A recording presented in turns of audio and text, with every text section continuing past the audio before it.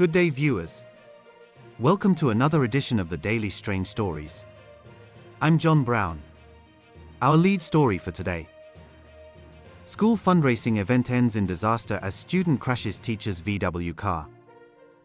Jan Kempdorp, a town in the Northern Cape province of South Africa, is known for its tranquil atmosphere and strong community bonds. The rhythm of life here is often dictated by the seasons and the close relationships between neighbors. But on the 16th of May 2025, this tranquility was shattered for El-Zané du Plessis, a dedicated foundation phase teacher at Valhart's combined school. What began as a simple act of support for a school fundraising event quickly spiraled into a personal crisis, leaving her facing financial uncertainty, a sense of betrayal, and a growing disillusionment with the system she had committed her life to. Valhart's combined school, like many educational institutions in South Africa, operates with limited resources. Fundraising events are essential to supplement government funding and provide students with the necessary tools and opportunities. These events, from bake sales to car washes, foster a sense of community and shared responsibility among students, teachers, and parents. The school's sports day on the 15th of May 2025 was a prime example. Each grade organized a fundraising activity, with the grade 11 class deciding to offer a car wash service to the teachers. El-Zané du Plessis, known for her commitment to her students, initially hesitated to participate. Having purchased her Volkswagen T-Cross at the end of 2022, she was protective of her vehicle. She worried about potential scratches or damage. She voiced these concerns to colleagues, apprehensive about entrusting her car to teenagers in the lively atmosphere of the sports day. However, the grade 11 students were persistent. They approached Ms. du Plessis, pleading with her to reconsider. They emphasized the importance of the fundraiser and assured her they would take utmost care of her car.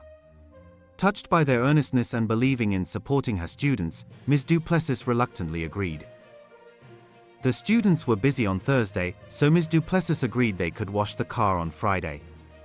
On the morning of the 16th of May 2025, the students arrived early, eager to begin. Ms. du Plessis, still with some reservations, walked with them to her car. She unlocked the vehicle, removing her valuables as a precaution. She reminded them about the car's automatic locking system and urged them to be careful. With these instructions, she entrusted her car to the students and returned to her classroom, hoping for the best. As the morning progressed, Ms. du Plessis focused on her teaching duties. During her break, she was assigned to field service and didn't check on the car. She assumed the students were working diligently. However, her expectations were soon shattered. At approximately 11:45 a.m., a student approached Ms. du Plessis, asking her to come outside. Assuming the car wash was complete, she went towards the parking area. Instead of a clean car, she found a scene of confusion. A student was sitting on the stairs, looking distraught. He explained that the driver had taken the car to store the buckets and rags and had swerved to avoid a dog, crashing into an irrigation canal. Ms. du Plessis was in disbelief. She rushed to the principal's office to report the incident. She requested the principal accompany her to the scene, but he declined, assigning another teacher, Mr. 1, to assist her. After a delay, Mr. 1 agreed to take Ms. du Plessis to the canal. They spotted her car, confirming her worst fears.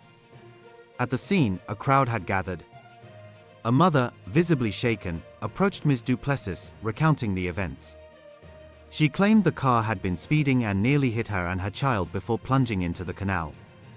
She disputed the student's claim about swerving, stating the driver had lost control. The damage to Ms. du Plessis's car was extensive. The radiator, gearbox, and chassis had suffered severe damage. The vehicle was clearly inoperable. Shocked, Ms. du Plessis called the chief, seeking assistance. However, the chief declined to come, stating it was a police matter. Ms. du Plessis retrieved her belongings and locked the car. Returning to school with Mr. 1, Ms. du Plessis informed the principal about the damage and her intention to file charges. The principal didn't offer to accompany her to the police station, and Mr. 1 declined to get involved. Another teacher, Teacher 1, eventually agreed to go with her. Later, Teacher 1 accompanied Ms. du Plessis to the scene, where the police were present. The mother reiterated her account, stating the driver had waved, not swerved, before the crash. Ms. du Plessis's husband arrived and spoke with the student's uncle, who voiced concerns about the principal's handling of the situation and alleged that the gate guard was under the influence of alcohol. Ms. du Plessis reported this to the police, but they couldn't administer a breathalyzer test without direct involvement in the accident. Attempts to contact the principal for assistance were unsuccessful. After giving her statement, Ms. du Plessis learned that the same student had allegedly taken another teacher's car without permission the previous day. It was also revealed that a third student had been involved but became frightened and left. Further allegations surfaced, claiming the student had stolen money from the fundraiser to buy alcohol and that the car had been taken to places they hadn't initially admitted. Ms. du Plessis felt let down, particularly by her union, SAD2, which she claimed hadn't offered support. She feared she was being blamed. Adding to her troubles, the insurance company reportedly wouldn't pay out without a theft case. However, the police classified it as borrowing without consent, hindering her claim. According to Ms. du Plessis, the police stated that the children did not steal the car to keep it or sell it, leading to the lesser charge. Ms. du Plessis sought help on Facebook, appealing for support. As she wrote, "If you want to totally ruin your life, do education." The incident raises questions about school safety, student responsibility, and teacher support. It highlights the potential risks of seemingly harmless activities and the need for clear guidelines and accountability. The lack of support from the school administration and the union further compounds the sense of injustice. The case of El-Zané du Plessis serves as a stark reminder of the importance of trust, responsibility, and the potential for unforeseen consequences. It underscores the challenges faced by teachers in South Africa and the need for greater support and protection. The incident also brings to light the complexities of navigating legal and insurance issues in the aftermath of such an event. The emotional and financial toll on Ms. du Plessis is significant, highlighting the vulnerability of teachers and the need for stronger safeguards to protect them from such situations. The aftermath of the event saw Ms. du Plessis seeking legal counsel, as well as the Department of Education launching an investigation into the matter, in an attempt to determine the full extent of the events and the best course of action. Thank you for watching this news video. We'd love to hear what you think about this story, so please leave your comments below. We read them all and appreciate your insights. Join us again in our next strange story. Until then, goodbye.